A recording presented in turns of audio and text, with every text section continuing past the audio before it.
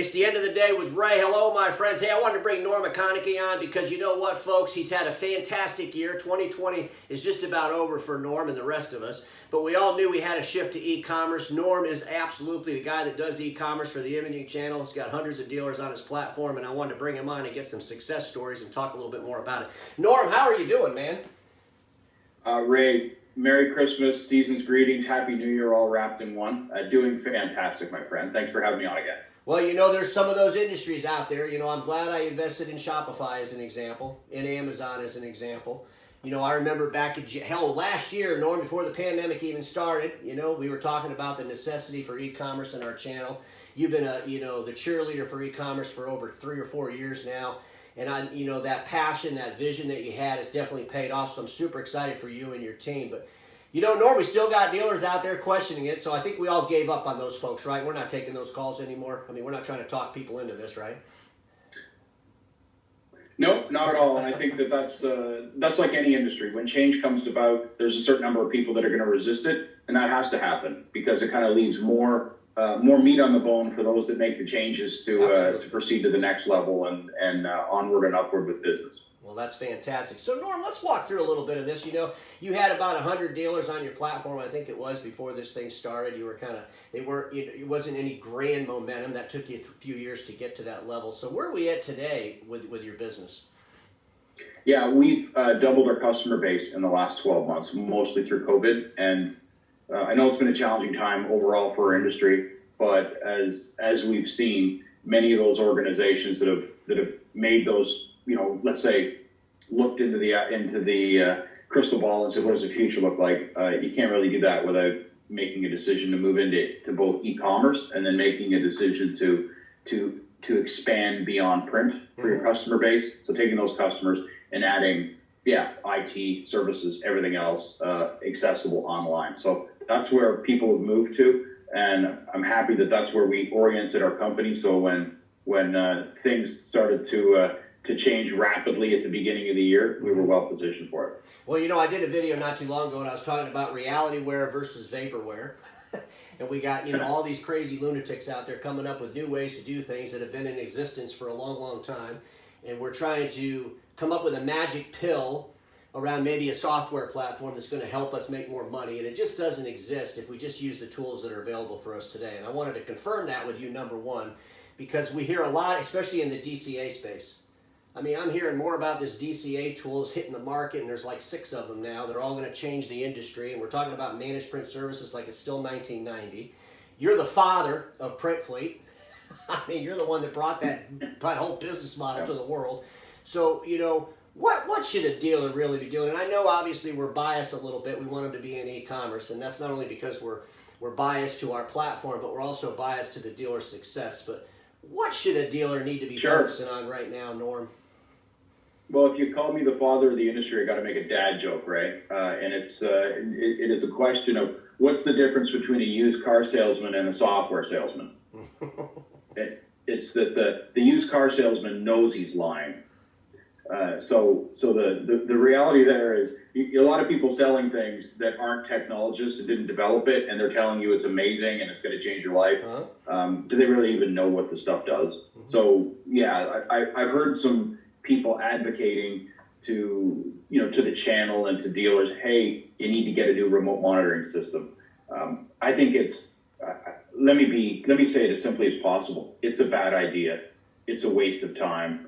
It is a waste of your resources. And if you're spending any energy or your team's energy doing that, you're wasting your time. Well, how's that for clear? Well, that's pretty clear. And it was the same. I was an advocate at one time. Hey, maybe we need to look at the ERP systems in the space. But then when you realize that, you're going to spend years of your life trying to transition into something, it's going to be dysfunctional at best, and the gain from what you do doesn't really help. You should just stay where you were at. And obviously that's a kudos to why ECI, as an example, is the #1 ERP system in the space. And what, good, bad, or ugly, you like them or you don't like them. Probably you don't like them because they're the biggest in the space, but they are in the space doing what they do.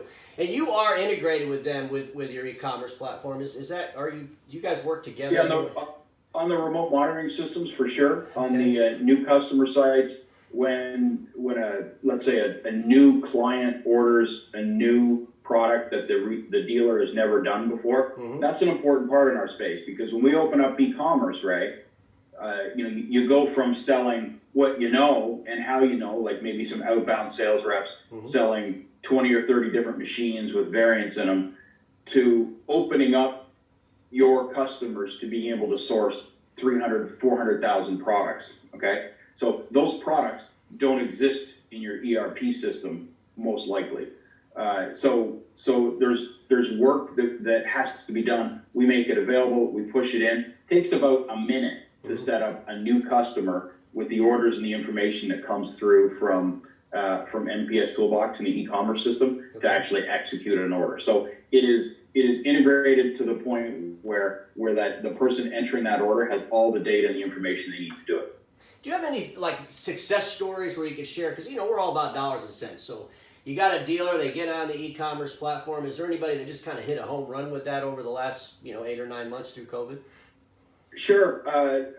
Taking a step back, one of the things that we do say is in 2021, I'll be pretty clear, print resellers and having a print-only dealership is not going to be a recipe for success moving forward. You need to add other products. Absolutely. So as an example, when we bring customers on board, it's not just the print products that they need. We open up all the IT products that they can source through Ingram, Synex, Tech Data, whomever their preferred distributor is. So a good example of that as well is what we also preach is take your existing customer base and sell them more stuff, right? That's the relationship that you want to leverage and expand. And that's what our system's entirely been built for. A good example is we also help and have a program called the Digital Sales Rep, where our own employees will act like a white label of helping those customers come on board and bring them to your website. While we were doing this for a customer last month, that customer that looked at the reseller only as a print reseller, all of a sudden said, "Oh, I didn't realize you sold all of these other products. We're just about to refresh our team, our organization with new laptops and new IT equipment." Everybody understanding it's the end of the year and budgets, etc.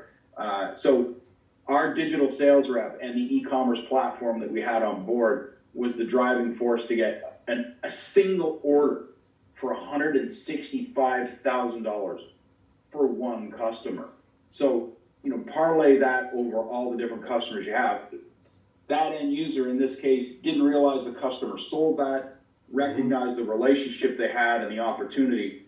And I just feel like that story is repeating itself all over the market for customers that come on board and make that switch to say, we've got our existing customers today and they're buying this existing line of business, print. How can I get those existing customers to buy additional lines of business for me? And so that's the success that we're seeing, and quite frankly, I think that's what's going to keep companies moving forward in our industry, as opposed to those that are just looking and saying, how can I find more customers to sell more print devices and more contracts to? Which again is why that, getting back to the remote monitoring piece and the ERPs is like, if your line of business, if you're still focused on that and somehow improving or creating efficiencies or getting more revenue from print, there's ways that you need to do it, but those are, you've only got so much time. It's finite. And if you spend your resources doing things like that, then I think it's going to be a bad idea, and you're going to wake up and you're going to have less runway when you realize that did not result in the additional revenue or margin or cost savings that you thought it was going to have. Well, I think it's all about making capacity available to your customers. I mean, we know that Tech Data is doing billions of dollars in business through people that are the imaging channel's customers. We know that enterprise accounts are buying hundreds of thousands of dollars worth of equipment. I was talking to someone at a leasing company that's actually outside of the imaging channel space, and he was telling me how he just did a deal for about $400,000 for a huge hospital through Tech Data. So, there's so much business going into our customers' offices, and I've talked about how print was like 1.5% of the technology spend. It would be interesting, Norm, and maybe you can, go find this out and we'll do a show about it. But it would be interesting to find out what percentage of revenue that was for that customer. In other words, that customer for the print dealer that went on and bought the $160,000 worth of IT, what did they spend with them on print the year before? I think it'll be amazing to know. Yeah, and that's the strategy of this customer now, is to say, I want my print volume, my print revenue to stay as close to flat as possible. Mm-hmm. Like, think about that. Everybody wants to grow, but they're like, it's not going to grow in this market. I want to keep that, and then I want to increase. And the train leaving the station has to be the IT stuff, and I got to get that going. So one can only imagine.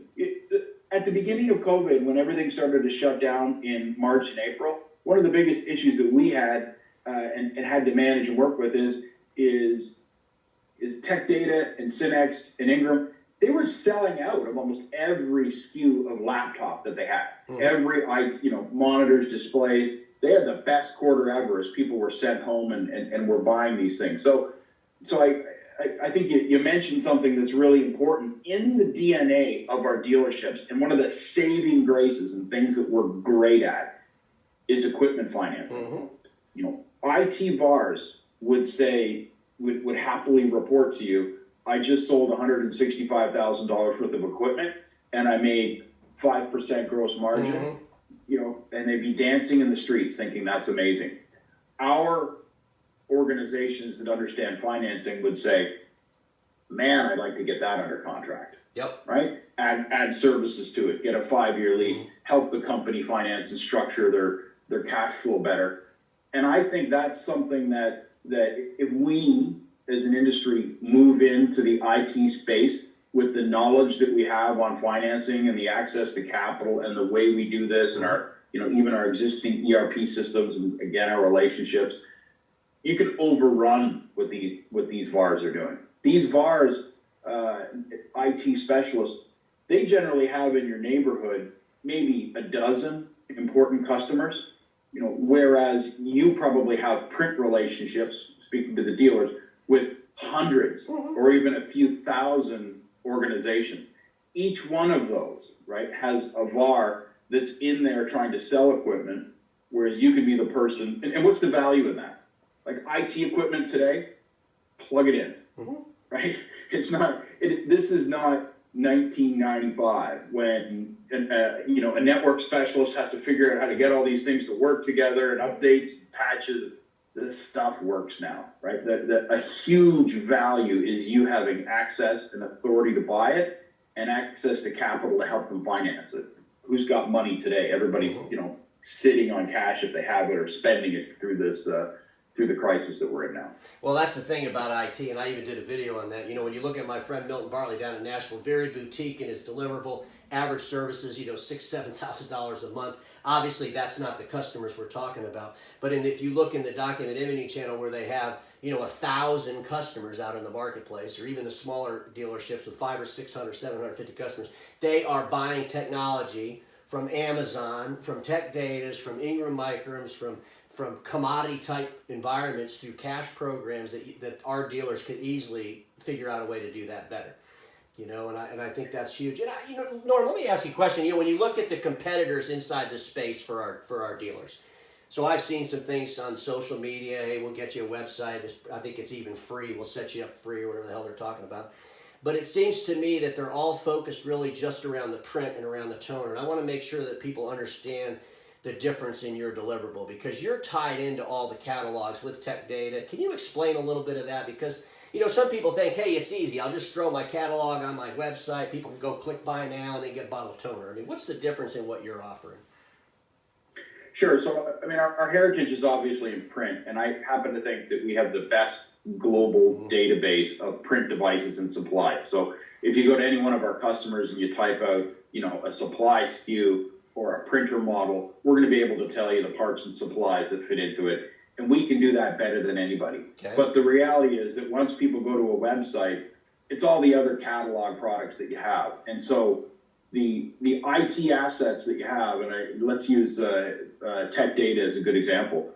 If you're authorized for the likes of HP, on print, you're also going to be authorized for all their laptops and equipment, displays, monitors, stuff they have. you have access to probably 300,000 or 400,000 SKUs at any one time at Tech Data. So managing your website, it's like, well, good luck with that. How are you going to take those SKUs and put them on your website, manage what you want to sell, what you don't want to sell, all the details of those SKUs as well. So it's not just a laptop. When somebody you don't just say, I want a laptop. Maybe you start shopping and saying, well, I like a MacBook, or I like this size of monitor. I like this size of computer. What about my memory? What about my hard drive? All of these things that you're going to be kind of looking at. And so you have to be able to filter those products the same way you would say, I want a black and white printer or a color printer or MFP. So all of those things are accessible. We have access to a database of product that has 1.7 million IT products. And keep in mind, these things, these things are like cheese in the dairy section of a grocery store. They just, if you think printers refresh too frequently, try selling laptops. It's almost a weekly or monthly situation with changes in SKUs among manufacturers.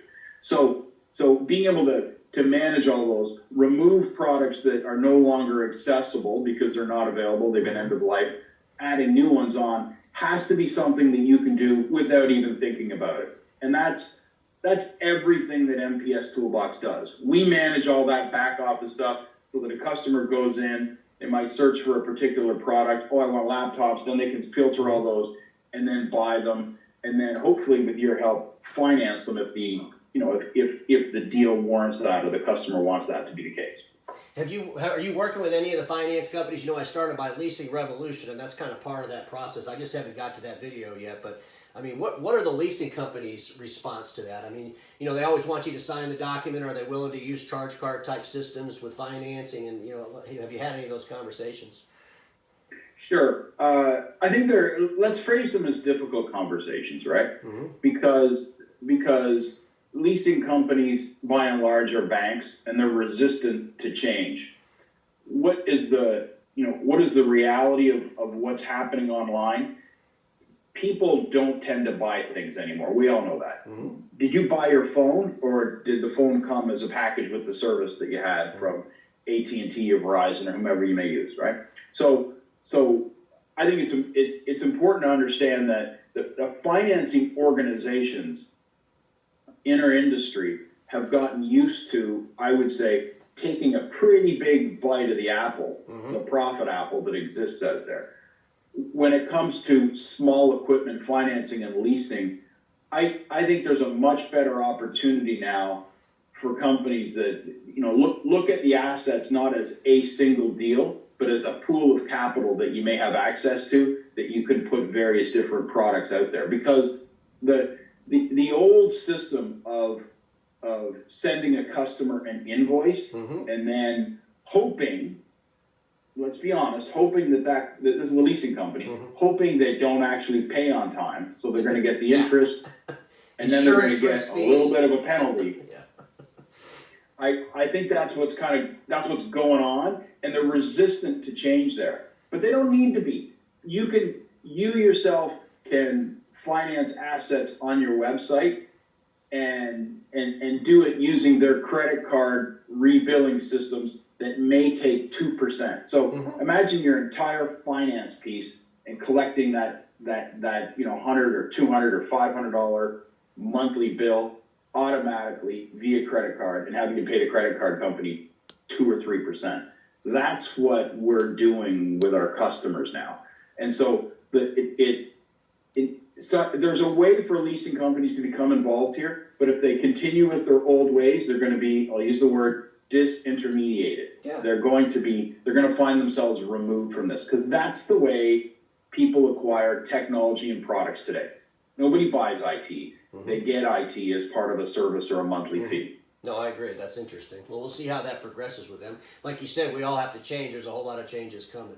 Norm, it's exciting. I was hoping that dealers were just knocking down your door, but I agree with you, and I knew that this probably wouldn't be anything they would be stampeding toward. The progressive dealers obviously did. You've doubled your business, and that's fantastic news. And let's get one of those dealers to come on the end of the day with Ray. It'd be awesome to kind of share some stories. So I'll assign you that task. And is there anything you want to share before we end this? I just think so. we're starting a new year, 2021. I am looking forward to it. I think we've all been, had a real tough time in 2020, personally, business-wise. The message is, as they say, what doesn't kill you makes you stronger. Yep. If that didn't kill you in 2020, then use all of that information, use that strength, use the fact that you're lean and mean now, and go out and orient yourself to the way the business wants you, the way your customers want you to act in 2021. So give me a call, be part of that stampede and avalanche to get your e-commerce initiatives started. I'm more than happy to help. Because, Norm, we all know this. Status quo is the killer. Volatile be invented. Don't get stuck in status quo, and I'll see you all tomorrow.